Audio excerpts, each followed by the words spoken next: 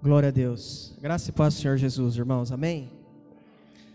Graças a Deus. Abra sua Bíblia no Evangelho de Jesus, segundo escreveu o Dr. Lucas, no capítulo de número 24, a partir do versículo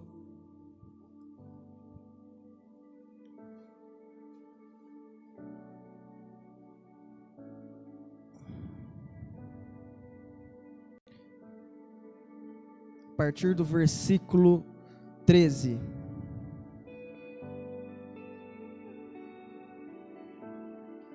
Quem for encontrando, vai glorificando o nome de Jesus aqui nessa noite. Já fui tremendamente abençoado pelos louvores, pela ministração, pela nossa irmã Isis. Cadê a Isis? Ah, tá lá em cima.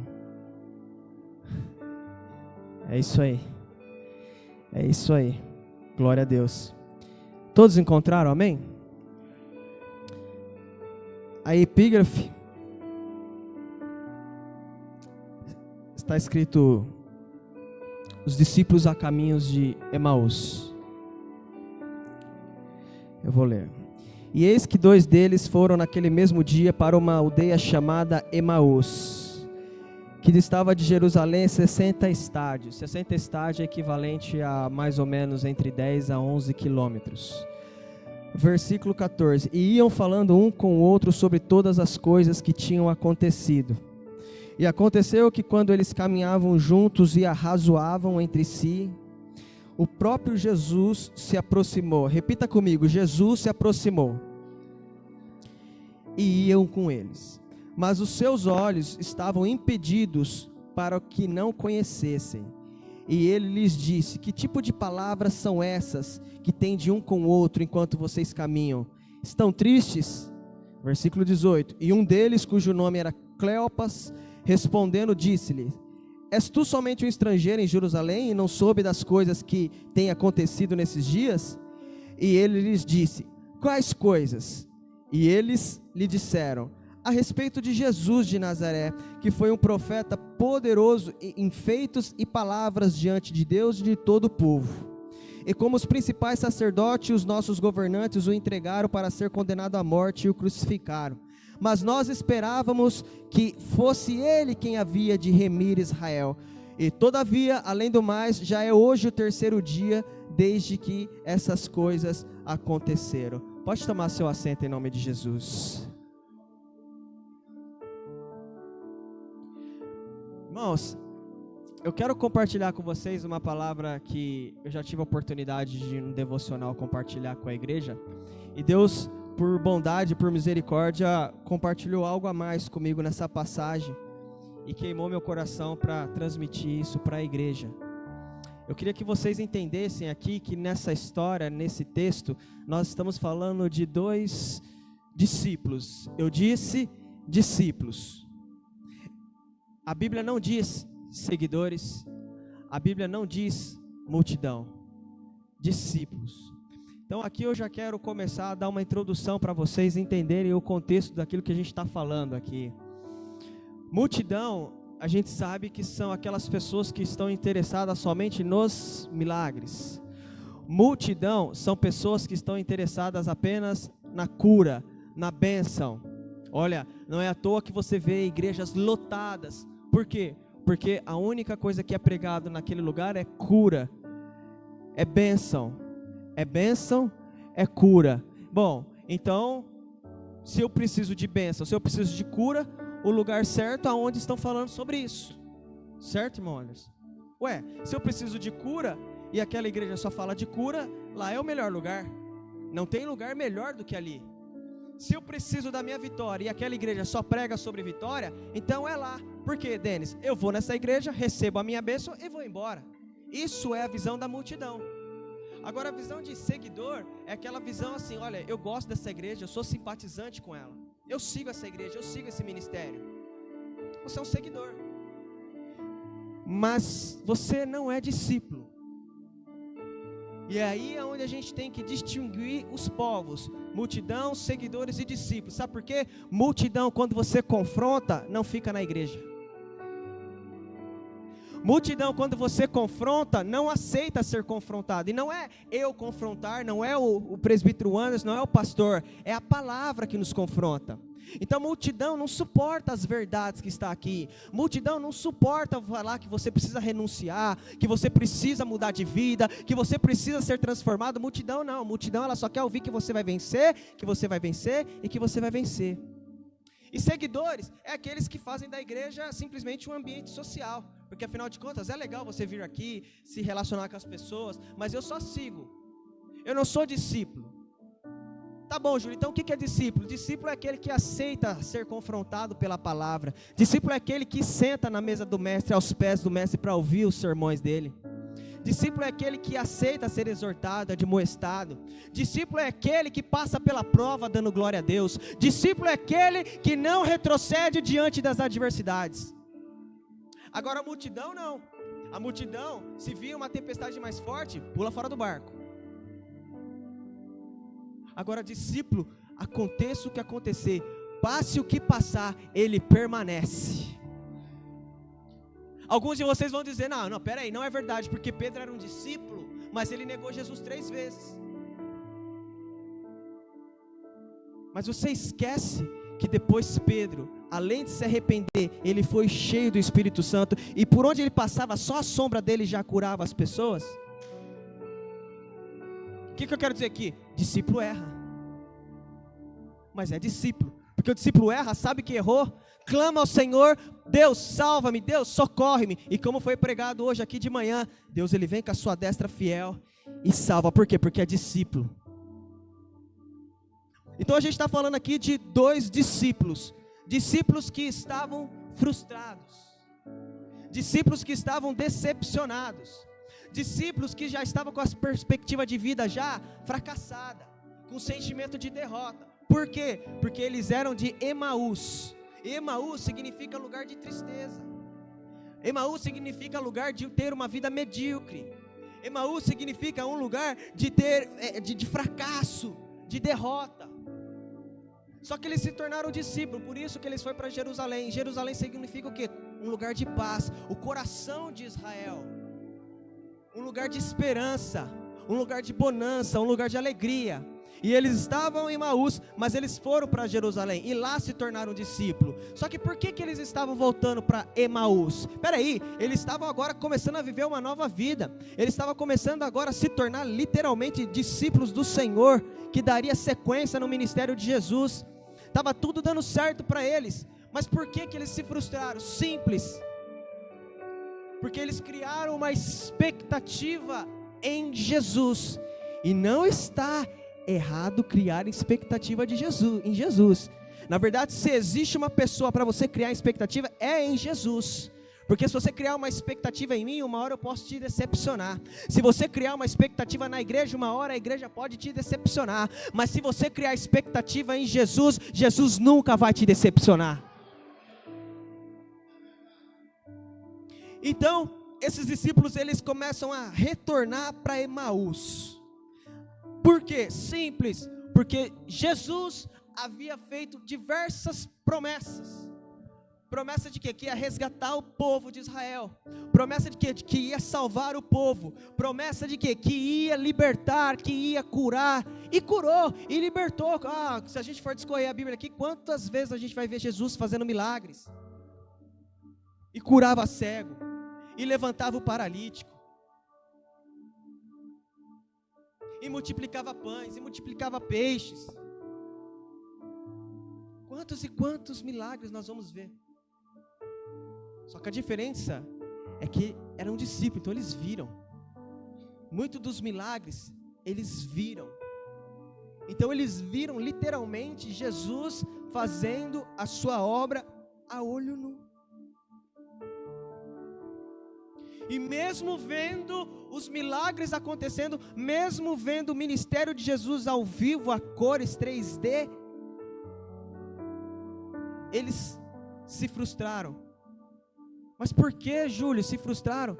Porque Jesus disse que ele teria que morrer, mas que ele ressuscitaria. E quando Jesus morre, ao terceiro dia, na agenda desses discípulos, Jesus ainda não tinha ressuscitado, embora eles tinham ouvido falar. Peraí, eu coloquei uma expectativa nessa pessoa, eu criei planos aqui agora, e simplesmente ao terceiro dia eu não vi Jesus ressuscitar. Ou seja, os meus planos foram por água abaixo. Os planos dos discípulos era o quê? Era ver o quê? Jesus literalmente reinando, tomando o governo, destruindo com Pôncio Pilatos, com Herodes, destruindo a soberania de Roma. Agora vamos instalar a paz aqui nesse lugar. Era essa a expectativa do povo judeu, era essa a expectativa. Verdadeiramente a libertação chegou para o nosso povo. Agora as coisas literalmente vão começar a acontecer. Só que o que acontece? Jesus morre. E quando Jesus morre, parece que os sonhos deles acabaram. Acabou para mim, Manduce. Todo aquele plano, toda aquela expectativa que eu criei acerca de um propósito, acerca de uma nova vida, acabou. Então vamos voltar para Emaús. Ou seja, vamos voltar para a vida que a gente tinha antes. Porque essa história de que Jesus vai reinar aqui, realmente, ele não era o profeta que eu achava que ele era. Ele não era o Salvador que eu achava que ele era. Só que aqui eu começo a ministração da palavra do Senhor, porque a gente vai ver que os discípulos criaram uma expectativa de que de fato eles iriam dominar Israel. Chegou a nossa vez, acabou para os escribas, acabou para os hipócritas, acabou para os fariseus. Jesus chegou, é a nossa vez, vamos que vamos. Eles estavam olhando e criando a expectativa na pessoa certa, mas da maneira errada. E o que acontece? Frustrado, começaram a ficar tristes e começam a voltar ao seu caminho, começam a voltar para Emaús, começa a voltar para a sua vida medíocre, começa a voltar para o seu sofrimento, começa a voltar para a mesma mesmice, para a sua ignorância. E de repente Jesus, ao terceiro dia, aparece entre eles e começa a interagir com eles, dizendo: o que vocês estão conversando? O que vocês estão murmurando? Então a gente vai ler aquilo que está escrito no texto, Marcos, no capítulo 16, no versículo 12. Marcos, no capítulo 16, no versículo 12.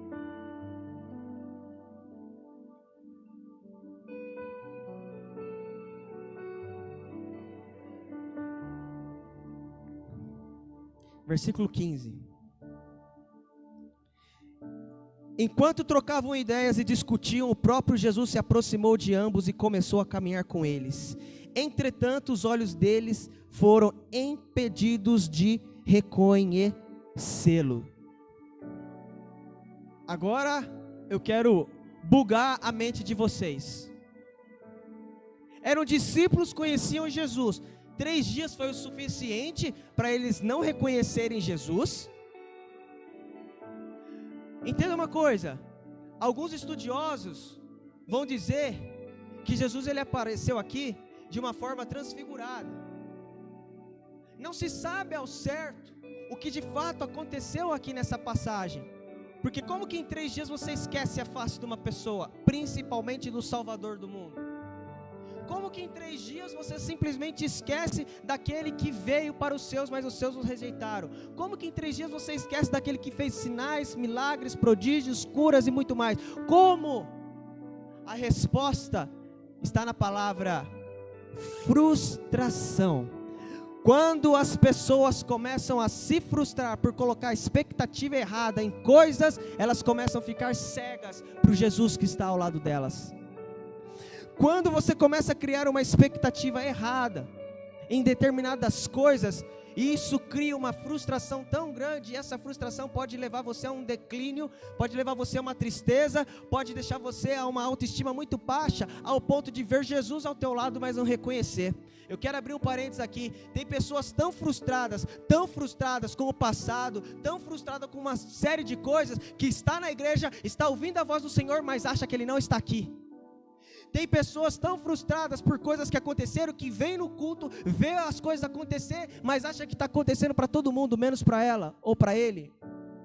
Tem pessoas que ainda não se libertaram de frustrações do passado, que carregam essa frustração junto consigo mesmo. Jesus está aqui, está falando, está ministrando no coração, está curando, está salvando, mas você não consegue enxergar, porque você está frustrado. Mas nessa noite Deus me trouxe essa palavra para dizer: você vai sair daqui com essas frustrações todas enterradas, e vai ficar para trás tudo aquilo que te deixou para baixo, tudo aquilo que te frustrou, vai ficar aqui. Você não vai levar nada para a tua casa, a não ser a paz do Senhor.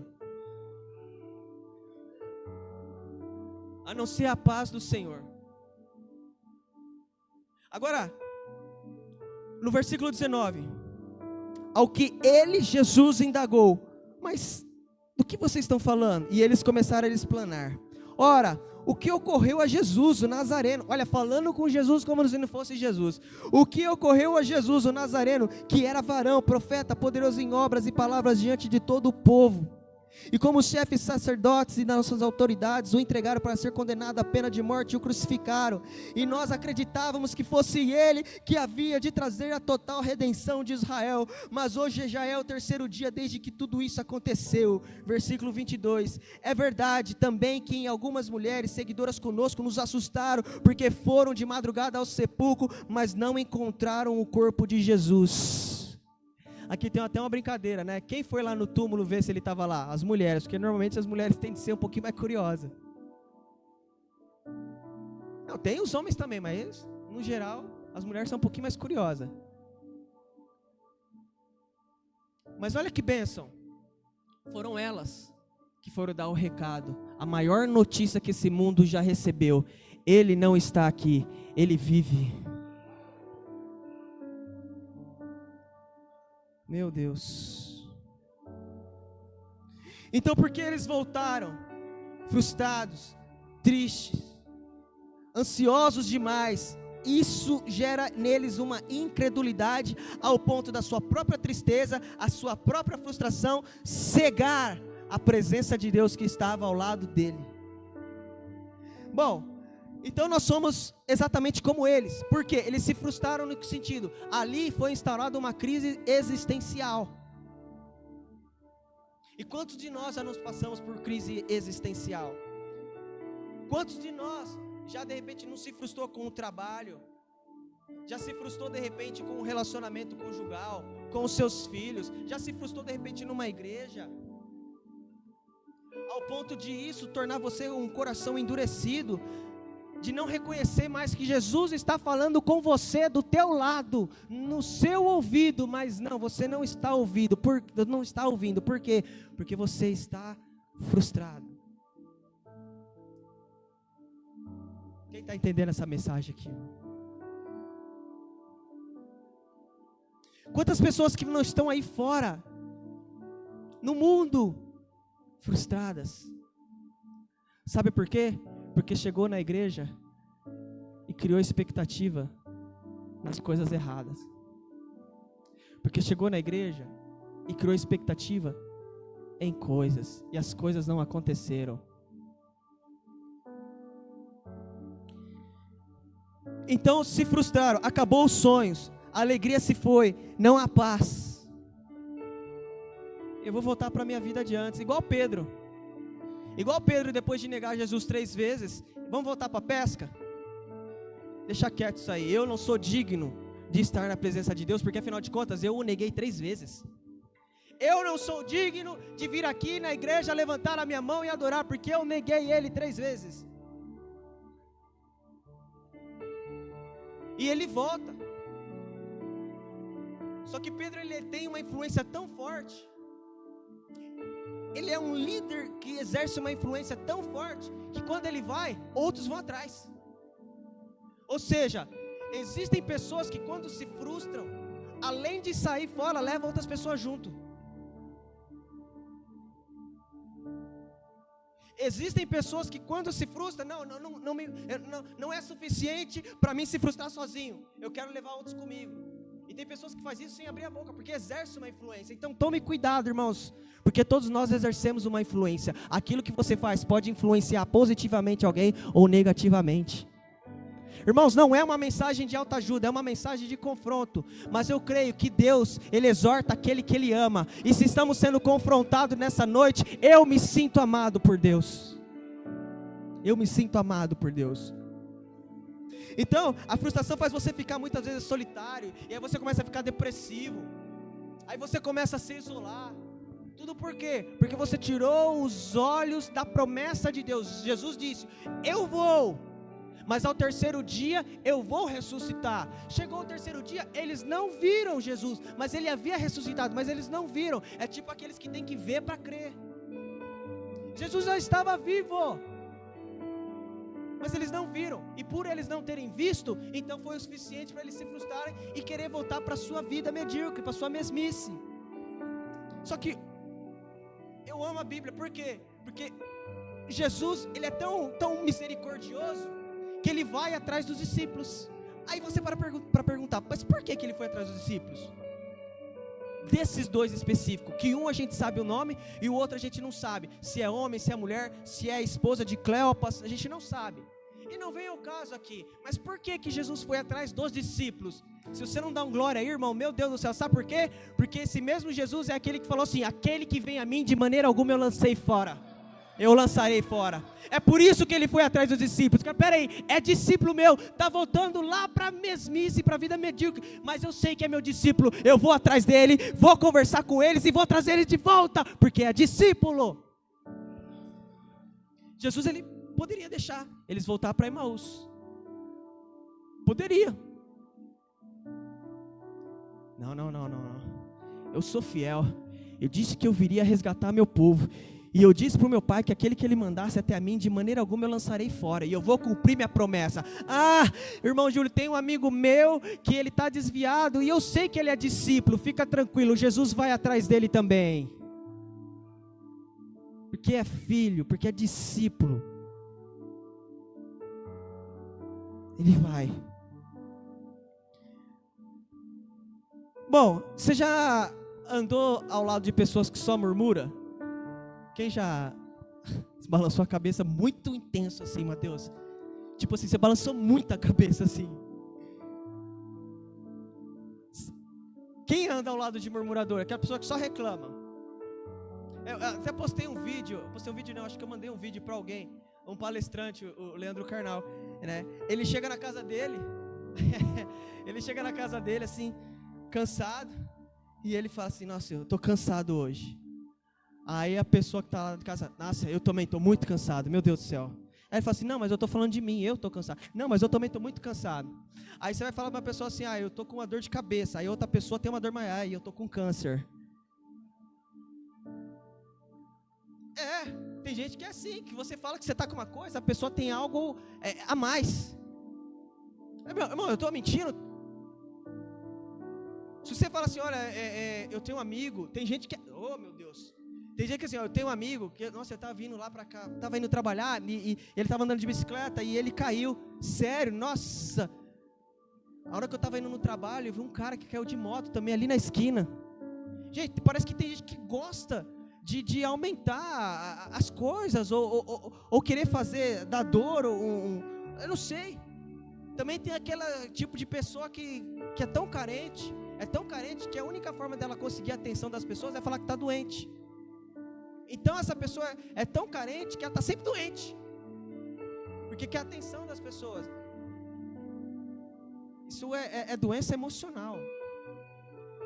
Isso é doença emocional. Isso não tem nada de espiritual, irmãos. Mas isso é outra coisa. Bom, quando a dor e a indignação pega forte, há pessoas que ficam depressivas e desesperadas.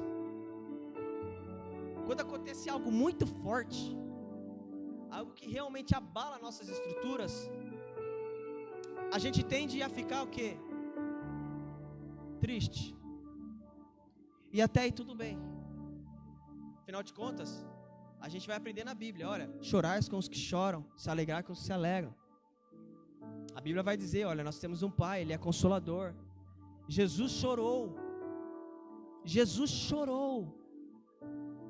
Ninguém está falando aqui de você ficar triste, que não pode ficar triste. Não, irmãos. O que a gente está falando aqui é que essa tristeza não pode abalar a tua fé. O que a gente está falando aqui é que você precisa se inspirar também na vida de Paulo. Hoje o irmão Anderson, ele estava falando sobre sofrimento na escola bíblica dominical. Coisa linda, coisa maravilhosa. Enquanto ele falava, veio na minha cabeça Paulo. Porque se teve um cabra que sofreu, foi Paulo. Paulo, ele foi preso injustamente, e para não ser morto, colocaram ele dentro de um cesto, para ele poder sair, para ele não morrer. Paulo, ele sofreu 3 tipos de naufrágio. Ele foi perseguido, ele sofreu açoites. Ele foi até apedrejado. Se teve um cabra que sofreu, esse cabra foi Paulo. E no final das contas, ele vê que ele conseguiu suportar todos esses sofrimentos. E por isso que ele disse: posso todas as coisas naquele que me fortalece. Passei perseguição, passei calúnia, infâmia, injúria, me traíram, me perseguiram, me apedrejaram, tentaram me prender, me rejeitaram, mas em todas essas coisas eu descobri que sou mais do que vencedor por aquele que me amou. Veio a fartura, eu glorifiquei a Deus, mas também veio a escassez, eu glorifiquei a Deus. Ele diz que ele aprendeu o mistério da alegria. Que mistério é esse da alegria? É que ele sabe ser feliz na bonança, mas ele também sabe ser feliz na escassez. Por isso que a conclusão do ministério dele foi dizer: eu posso todas as coisas, porque Jesus Cristo me fortalece em todas as circunstâncias da minha vida. Oh meu Deus. Ele fala: eu descobri o mistério da alegria. O mistério da alegria. Porque é um mistério mesmo. Porque é muito fácil, é o que o pastor falou, é muito fácil a gente glorificar a Deus na bonança. Paulo, ele aprendeu a glorificar a Deus na escassez, padecendo. E sabe o que é o mais lindo de tudo isso? Se Paulo estivesse aqui hoje, você perguntasse para ele: quer passar por tudo isso de novo? Ele vai dizer: se for por amor ao evangelho, pode vir. Quer passar por isso? Se isso que eu vou passar vai glorificar o nome do meu Deus, então pode vir, porque importa que diminua eu e que ele cresça. Importa que eu trago em mim apenas as marcas de Cristo. Meu Deus, aleluia. Então aqui começa o nosso desenrolar, no qual, no versículo de número 25, está escrito assim: então lhe admoestou Jesus: ó tolos de entendimento e lentos de coração, para crer em tudo que os profetas já declararam a vós. Ora, olha Jesus aqui agora pegando eles, ó. Olha Jesus pegando eles aqui, ó. Ora, não era imprescindível que o Cristo padecesse para que entrasse na sua glória? Então, iniciando por Moisés e discorrendo sobre todos os profetas, explanou-lhes o que a seu respeito constava em todas as escrituras. Versículo 28, e ao se aproximarem do povoado para qual se dirigiam, Jesus fez com que ia continuar a caminhada, seguindo mais à frente. Irmãos, olha aqui, 11 quilômetros é daqui até a Bosch, mais ou menos. Que da Bosch até a MS dá uns 8 quilômetros, mais uns 2 até aqui, mais ou menos daqui até a Bosch 11 quilômetros. Eles foram caminhando, e Jesus com eles, e eles não reconheceram que era Jesus que falava. Consegue entender que muitas vezes a frustração te cega, ao ponto de você ter um tempo até considerável com Jesus, mas esse tempo não era o suficiente para você reconhecer? Entende o tamanho da decepção? Entende o tamanho da tristeza? Eu não sei qual tipo de frustração que você já tenha passado, ou que você esteja passando. Mas no final dessa mensagem, os discípulos, eles vão perceber que quem falava com ele era Jesus. E eu quero declarar já, em nome de Jesus, liberar uma palavra profética para os nossos corações.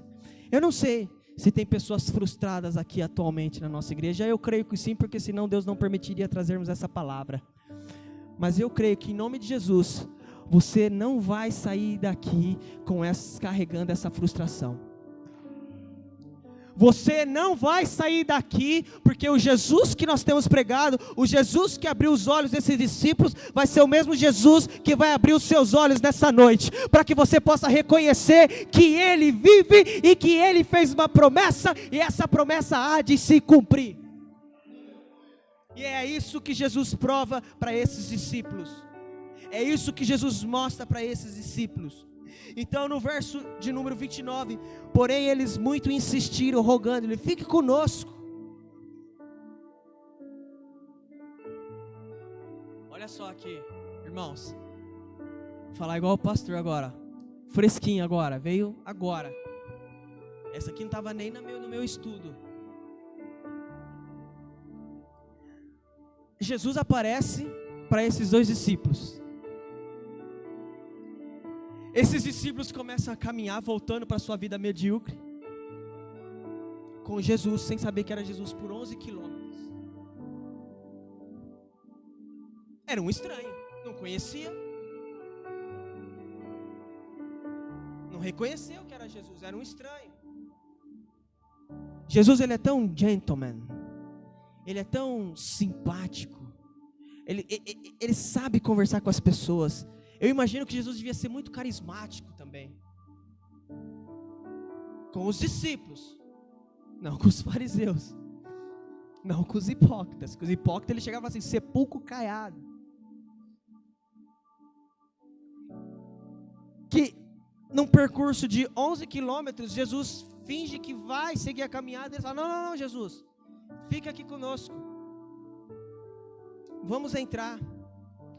E no versículo 30, e aconteceu que quando estavam reclinados, no versículo 29, porém eles muito insistiram, rogando-lhe, fique conosco, pois é tarde, e o dia já está chegando ao fim. Então ele entrou para ficar com eles, e aconteceu que quando estavam reclinados ao redor da mesa, tomando ele o pão, deu graças, e o partiu. E deu a eles. E o versículo 31.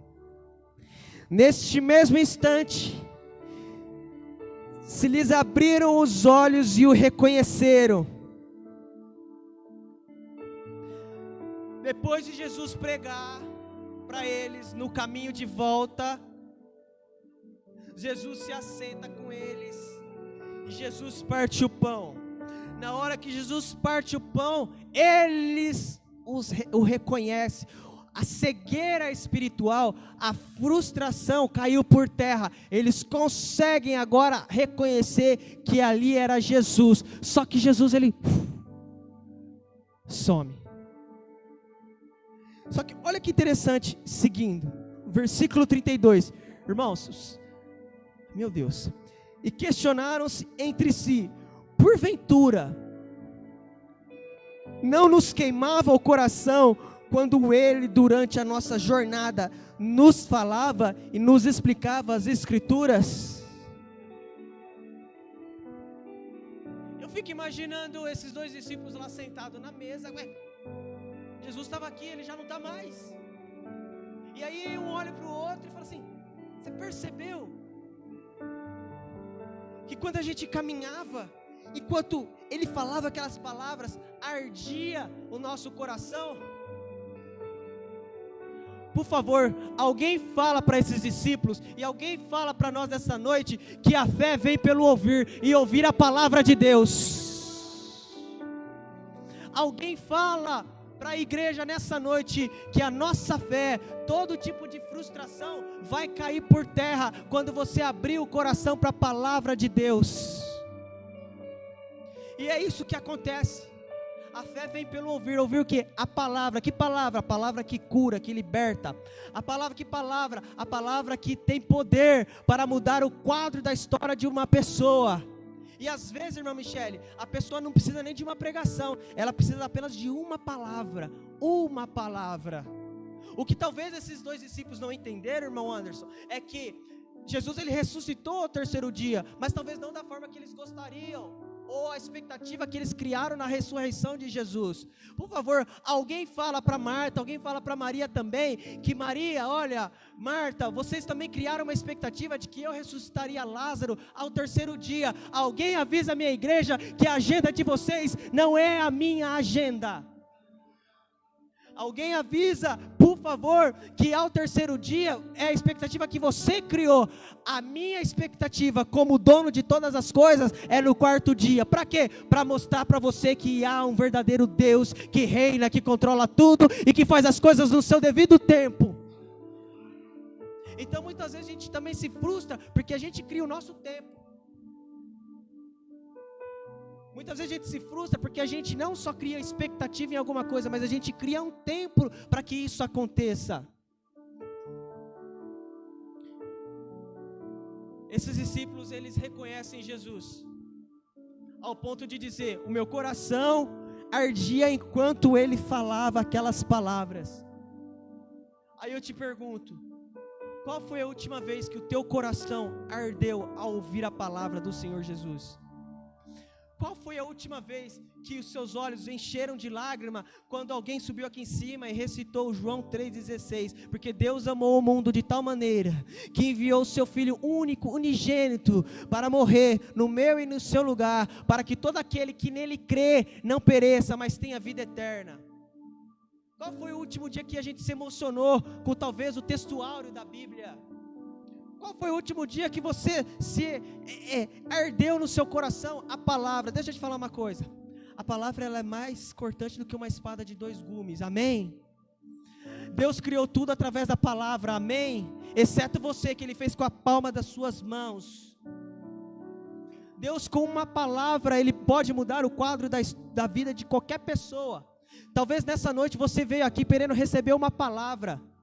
Deixa eu te falar uma coisa, nós já cantamos a palavra já foi ministrada na oportunidade, agora Deus está falando através da palavra. O problema já não é mais a palavra, o problema somos nós, que ainda insistimos em trazer as frustrações do passado para o nosso presente.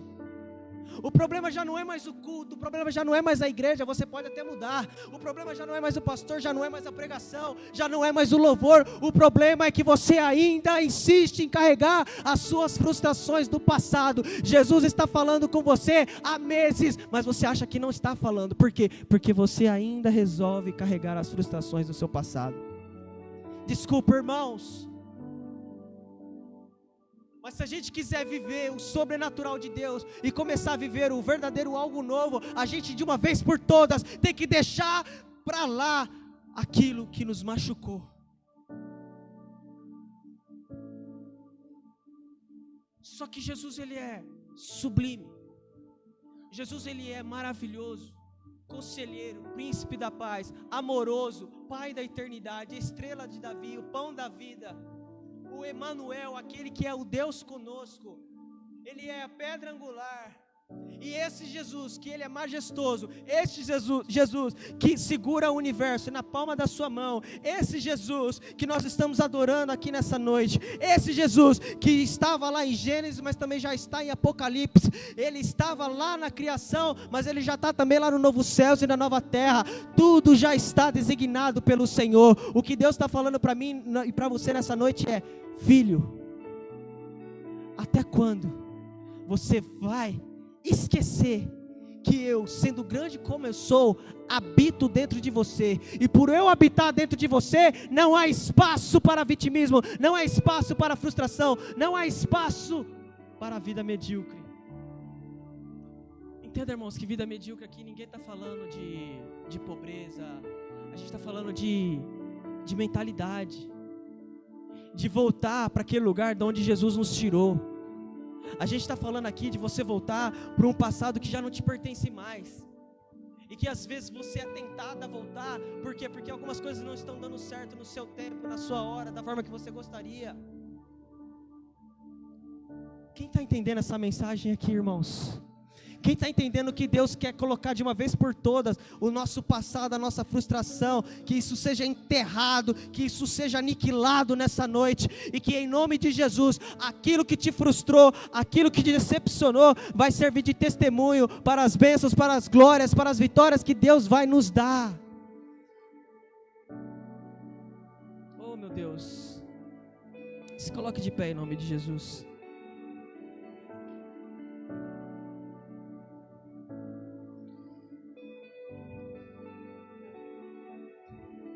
Quando o ministério de louvor já pode subir, quando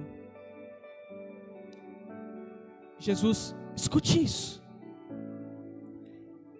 com seus olhos espirituais, quando Jesus, eita Deus, quando Jesus pergunta aos seus discípulos, o que estão dizendo aí que eu sou?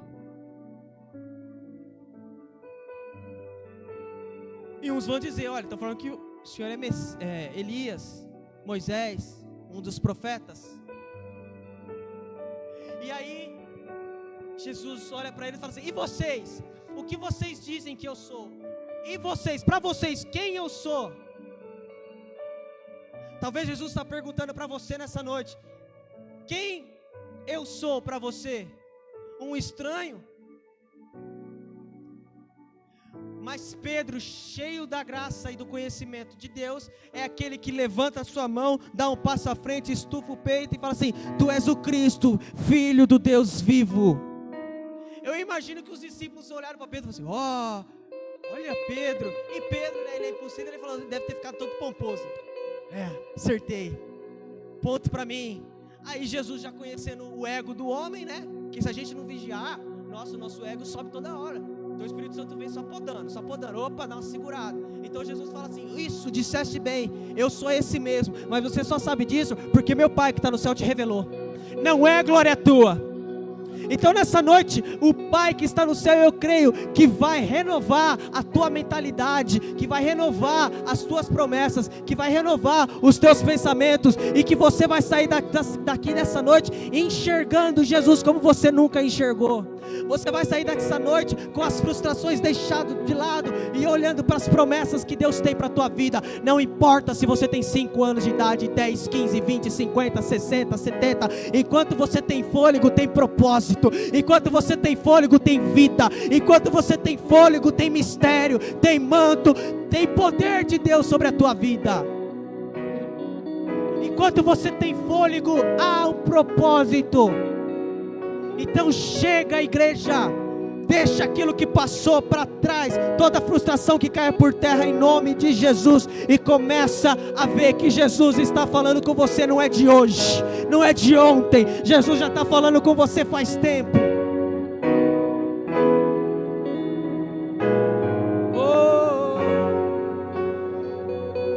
Feche seus olhos em nome de Jesus.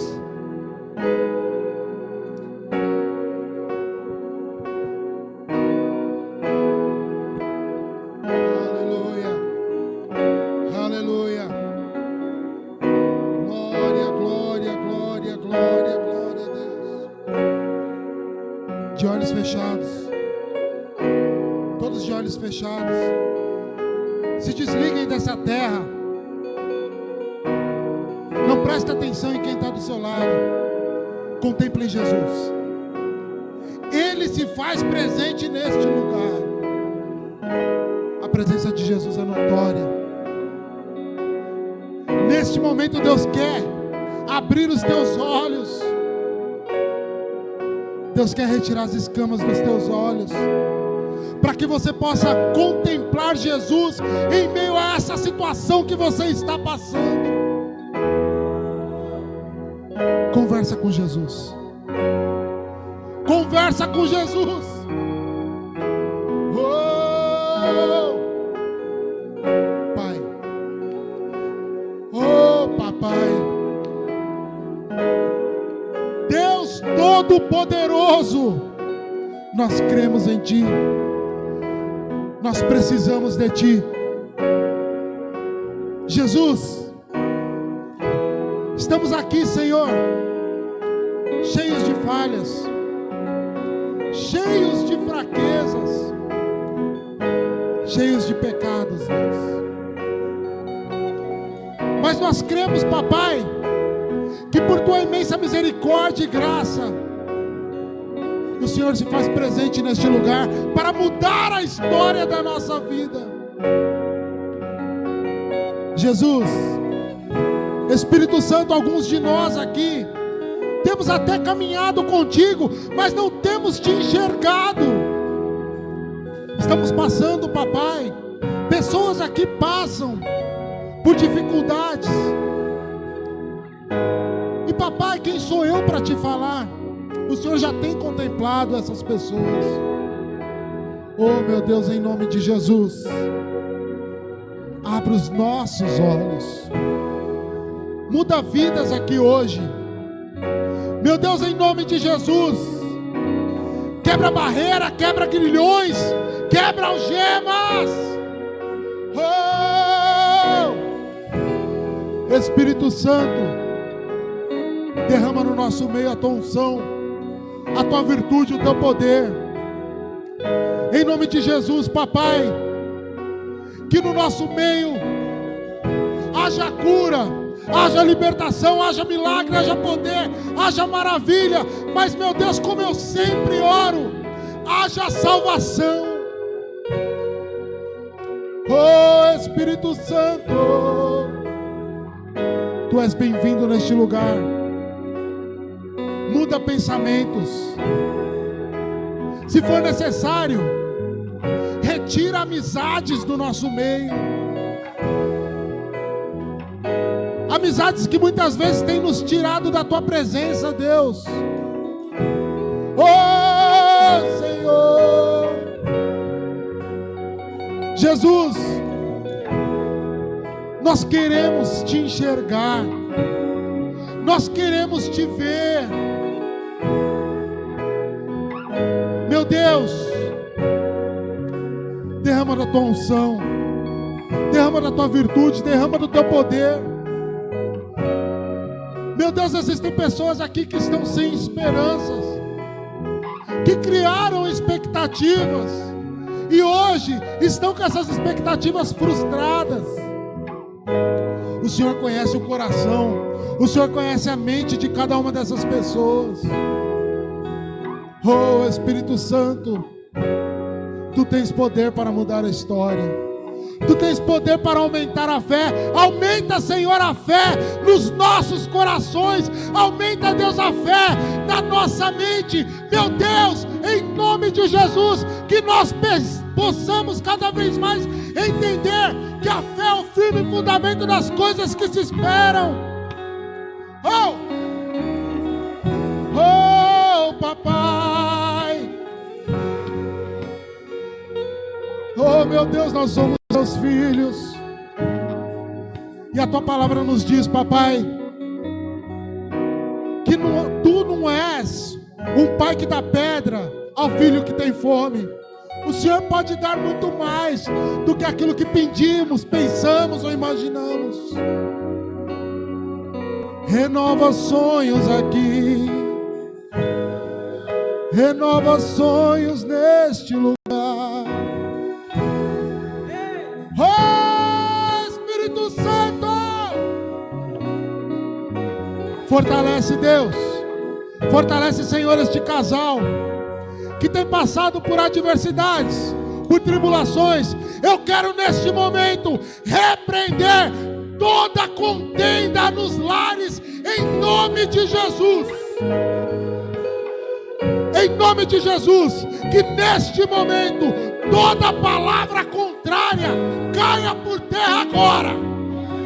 Em nome de Jesus. Oh Senhor, visita, Pai, os nossos maridos.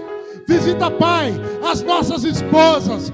Visita, meu Deus, os nossos noivos, nossas noivas. Visita, Deus, os nossos filhos, as nossas filhas, papai, os nossos papais, as nossas mamães. Quebra a barreira, Senhor, no nosso meio. Que haja perdão no nosso meio, Deus. Oh! Espírito Santo! Oh! Todo jugo do diabo, neste momento, caia por terra agora, em nome de Jesus. Receba a cura, receba a libertação, receba milagre de Deus na sua vida, em nome de Jesus. Oh!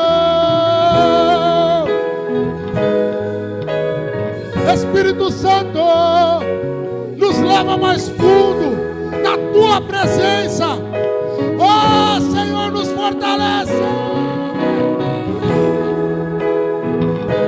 Capacita, Senhor, para que nós sejamos discípulos, para que nós possamos trabalhar na tua seara, cada um de nós que estamos aqui hoje. Oh Deus, eu quero repreender todo pensamento contrário, em nome de Jesus. Todo espírito do álcool, das drogas, em nome de Jesus, caia por terra agora, em nome de Jesus, em nome de Jesus. Uau! Receba a presença de Deus na sua vida, receba a presença de Deus no teu lar, receba a presença de Deus no teu casamento, receba a presença de Deus no teu trabalho, na tua escola, na tua faculdade, em meio às tuas amizades, em nome de Jesus, em nome de Jesus.